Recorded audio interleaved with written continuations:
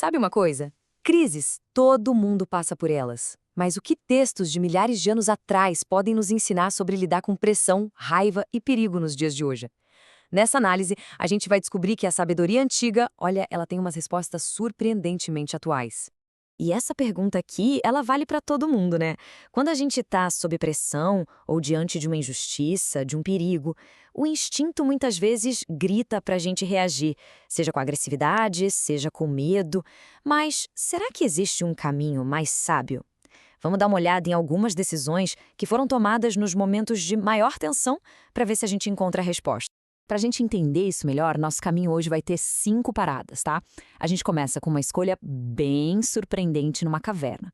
Depois, vamos ver como a mesma pessoa pode agir com sabedoria num momento e com fúria total em outro. Em seguida, um confronto onde a verdade foi a única arma. Depois, a gente sente um pouco da emoção que vem depois do alívio. E, por fim, a gente descobre o princípio que conecta tudo isso. Vamos lá? Bora para nossa primeira análise, então. A gente vai parar num deserto, num encontro que, sério, poderia ter mudado completamente o curso da história. Aqui, a misericórdia é colocada à prova da forma mais extrema que dá para imaginar. Olha, para entender o que está acontecendo, o contexto é tudo. Temos um rei no poder, o Saul, usando toda a máquina do Estado para caçar uma única pessoa, Davi, um fugitivo que ele vê como uma ameaça mortal ao seu trono. A vida de Davi está por um fio a cada segundo. E aí, o inacreditável acontece. Como a gente vê aqui na linha do tempo, o caçador, Saul, entra sozinho numa caverna. E quem está lá dentro? Escondido, Davi e seus homens. Era o momento perfeito para acabar com tudo. Mas no passo 3, Davi faz algo totalmente inesperado. Ele só corta um pedacinho do manto do rei. E no final, ele se revela, mas não para se gabar. Ele usa aquele pedaço de pano como prova de que ele poupou a vida do seu inimigo. Mas por quê? Por que ele não atacou? A resposta está aqui nessas palavras. A decisão do Davi não foi baseada em medo, mas num princípio.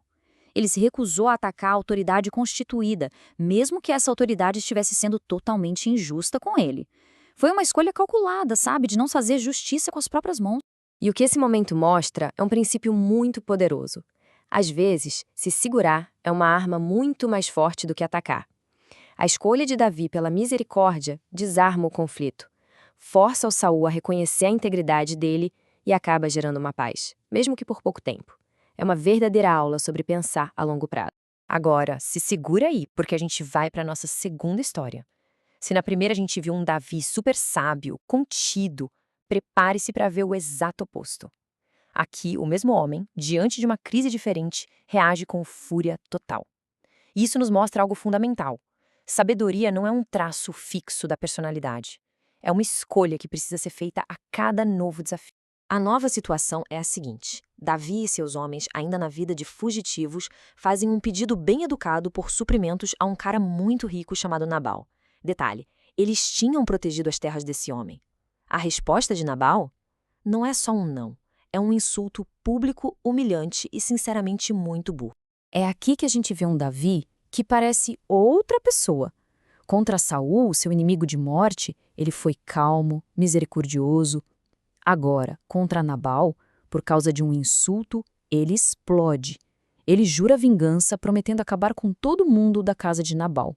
O mesmo homem, 2 crises, 2 reações completamente opostas. O que foi que mudou? A resposta para essa pergunta vem de onde menos se espera, de uma personagem incrível, a Abigail, esposa do Nabal. Quando ela fica sabendo da besteira que o marido fez e da vingança que está vindo na direção deles, ela não entra em pânico. Ela age. E rápido. O que a Abigail faz é uma verdadeira aula de como gerenciar uma crise. Primeiro, ela entende o tamanho do perigo. Segundo, ela age na hora, já preparando os suprimentos que Davi tinha pedido. Terceiro, ela vai ao encontro de Davi, não com arrogância, mas com uma humildade impressionante. E o mais importante, o passo 4, ela não apela para o ego ferido dele. Ela apela para os princípios dele, lembrando do futuro grandioso que ele tinha pela frente e de como uma vingança sem sentido mancharia essa história. E o resultado? Imediato. As próprias palavras de Davi mostram o quanto a atitude da Abigail foi certeira. Ela não só salvou a casa dela da destruição, ela salvou o próprio Davi da fúria dele.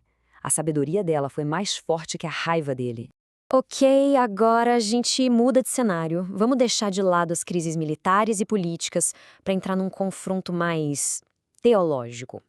Os riscos aqui são igualmente mortais, mas a arma escolhida não é a espada, é a verdade. Pensa na cena. O clima é super tenso. A gente está num lugar sagrado, público, durante uma festa religiosa. Jesus está ali, cercado por um grupo hostil que está pressionando ele na frente de todo mundo. Não tem para onde correr. O que eles pedem, na verdade, é uma armadilha. Eles querem uma resposta direta, um sim ou um não, para poderem usar isso contra ele, seja acusando de blasfêmia contra a religião ou de traição contra o Império Romano. É uma crise criada de propósito para forçar uma resposta que o comprometa. E a resposta que ele dá não é uma manobra política, não é uma resposta evasiva. É uma declaração direta, clara e, para os ouvidos daquela época, extremamente chocante e perigosa. Ele não só diz que é o Messias, ele afirma que é um com o próprio Deus. E aqui está o ponto principal, sabe?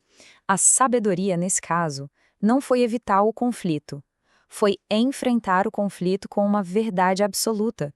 Em vez de puxar uma espada, como Davi quase fez, ou de oferecer um perdão físico, a resposta é uma afirmação de identidade. Uma afirmação que eleva o nível do confronto, mesmo sabendo que aquilo poderia custar a vida dele. Depois de passar por tudo isso, por crises tão pesadas, o que é que fica? Nossa próxima parada é para sentir um pouco o que vem depois. O alívio. A gratidão de quem foi salvo do perigo. Tudo isso nas palavras de um salmo. Esse trecho do salmo, nossa, ele pega na veia a emoção de quem quase chegou no fundo do poço. É a voz da gratidão. É Davi, salvo do inimigo na caverna, e também salvo de si mesmo pela sabedoria de Abigail. É o reconhecimento de que, não importa como, seja pela misericórdia, pela ajuda de alguém ou pela própria convicção, a crise passou. Bom, para fechar, a gente vai juntar todas essas peças.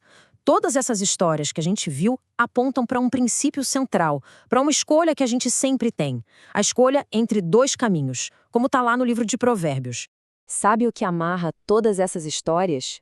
É esse princípio aqui. A sabedoria não é só uma decisão que a gente toma de vez em quando. É um jeito de viver. É o caminho de quem ouve antes de agir, como Abigail, de quem pensa antes de atacar, como Davi lá na caverna. É um caminho que, segundo o texto, leva para a vida e não para a destruição. E essa tabela aqui, ela deixa tudo preto no branco. Na coluna do sábio, a gente vê coisas como acolhe a instrução. Foi exatamente o que Davi fez quando ouviu Abigail. Já na coluna do tolo, a gente lê jorra insensatez, que é a descrição perfeita do que o Nabal fez. As histórias que a gente analisou são, no fundo, a dramatização dessa escolha fundamental entre esses dois caminhos. E no fim das contas, a pergunta volta pra gente. Essas histórias mostram que em toda crise tem sempre duas vozes falando com a gente: a voz do impulso e a voz da sabedoria. A voz alta da raiva e a voz baixinha da prudência.